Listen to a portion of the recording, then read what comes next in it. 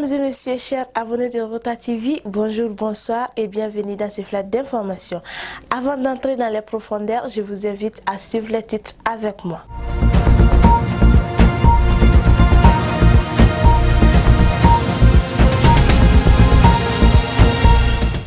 Session budgétaire de l'ANPE, les activités réalisées à 57,8%. Juste après, est-ce la fin d'un duel entre la synergie des syndicats enseignants et le gouvernement de transition?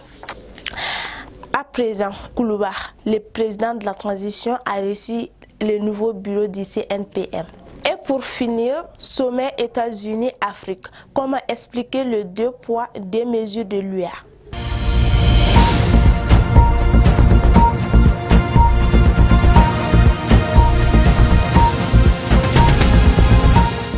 Mesdames et messieurs, bonjour. Comme annoncé dans les titres, Issa Bengali, président du conseil d'administration de l'ANPE, a animé la 45e session budgétaire le jeudi 15 décembre en présence du directeur général Ibrahima Aknok ainsi que les personnels de l'ANPE.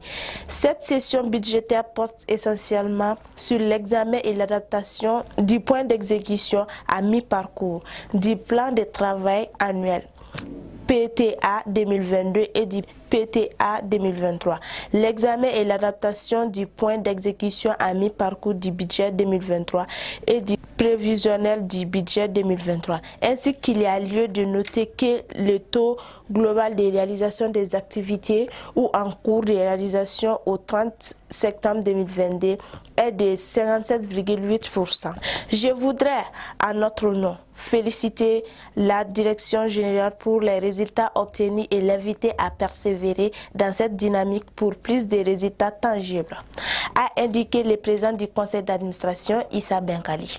Juste après le président de la transition, son Excellence Assimi Goïta, chef de l'État, a accordé une audience à une délégation du nouveau bureau du Conseil national des patronats du Mali, CNPM. Ce lundi 19 décembre 2022, cette délégation était conduite par le président du CNPM, Mossadegh Bali.